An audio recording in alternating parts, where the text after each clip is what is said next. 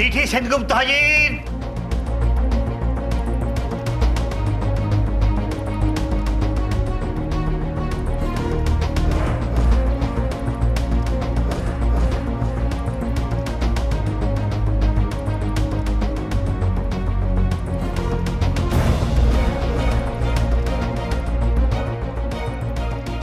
গীতা স্পর্শ করে বলুন, যা বলিব সত্য বলিব, সত্য বই মিথ্যা বলিব না।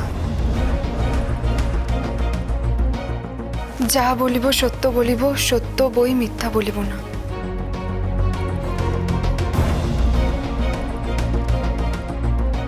তুমি তো প্রশ্নটা শুনলে, তুমি কি বুঝতে পেরেছো না তোমাকে আমি আরেকবার প্রশ্নটা করব? বুঝতে পেরেছি। বেশ, তাহলে এবার বলো তোমার উত্তরটা কি? আমি আমার পাপাকে খুব ভালোবাসতাম। পাপাকে ছেড়ে থাকতে পারবো না ভেবেছিলাম। তাই পাপা যখন ডিসিশন নেয় যে পাপা চলে যাবে বাড়ি থেকে, আমি পাপার সাথে চলে যাই। না না, মোটেই না। ওকে ভালো করে জিজ্ঞাসা করে দেখুন, ও ওর নিজের মাকে একদমই পছন্দ করতো না।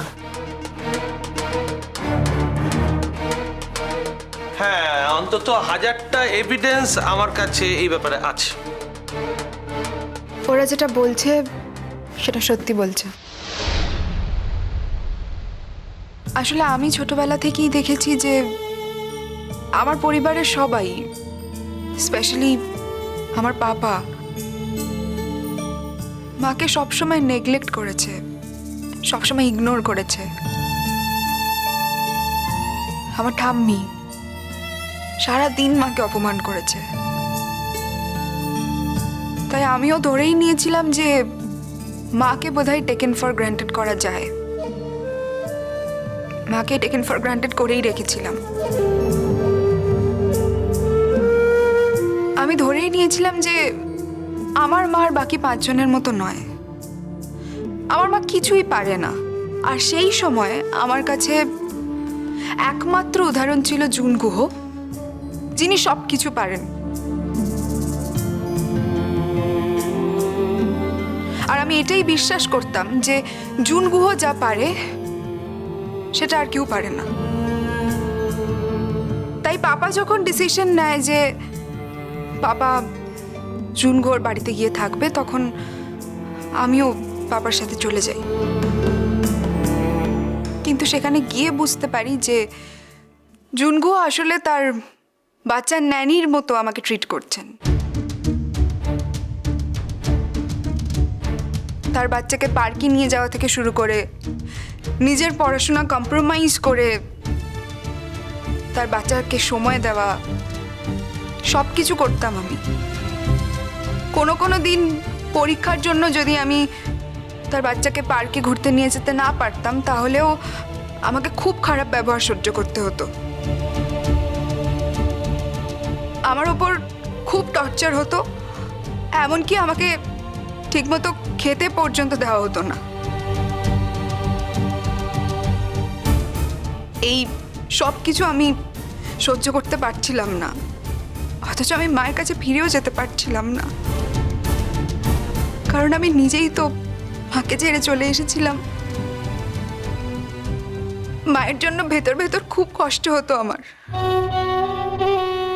তখন আমার মনে হওয়া শুরু হয়েছিল যে মায়ের কাছে যতদিন থেকেছি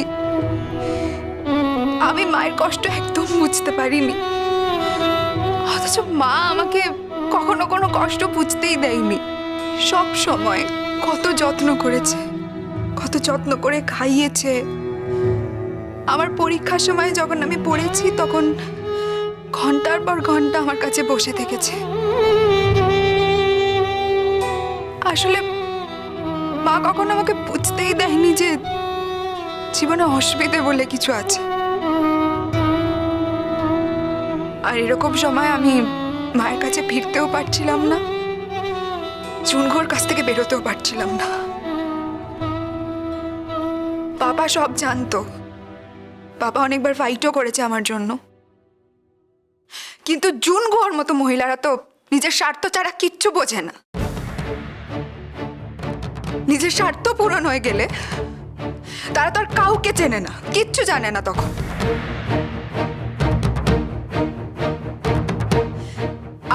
যে জুনগুকে দেখেছিলাম আর তার কাছে থাকতে শুরু করার পর যে জুনগুকে দেখলাম, এই দুজন মানুষ সম্পূর্ণ আলাদা।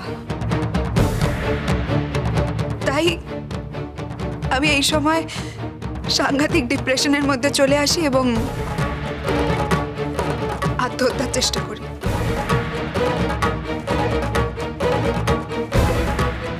আর এই সময়টার মধ্যে দিয়ে যেতে যেতে আমি বুঝতে পারি যে এই পৃথিবীতে মায়ের থেকে আপন আর কেউ নেই আমার কাছে, কেউ না।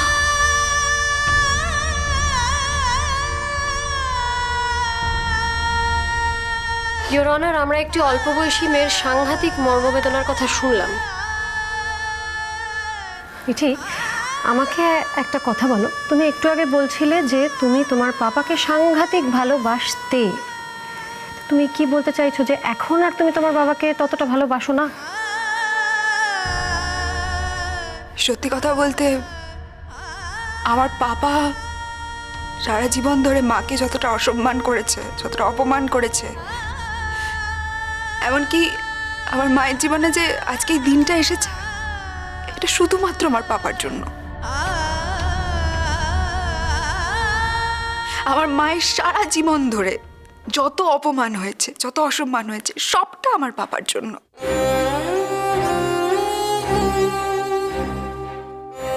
আমরা সন্তানরা আমার মায়ের জন্য কিচ্ছু করতে পারিনি। ওই মহিলা যদি আমার পাপার জীবনে না আসতো, তাহলে আমার মাকেও আজকে এই দিনটা দেখতে হতো না। অনেকের মধ্যেই বনিবনা হয় না, আর একসাথে থাকে না। আমার অনেক বন্ধুদের বাবা মায়েরও ডিভোর্স হয়ে গেছে, তারা কেউ কেউ পরে সেটেলও করেছে, কিন্তু তাদের কারোর জীবনে আমাদের মতো দুর্ঘটনা ঘটেনি। তাদের কারোর মাকে আমার মায়ের মতো আদালতের কাঠগড়ায় এসে বিচার চাইতে হয়নি।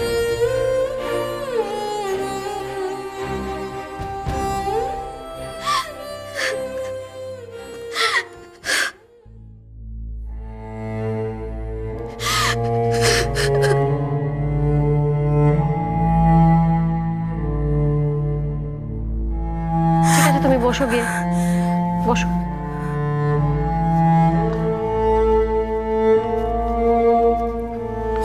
বাবা, please don't touch me, please.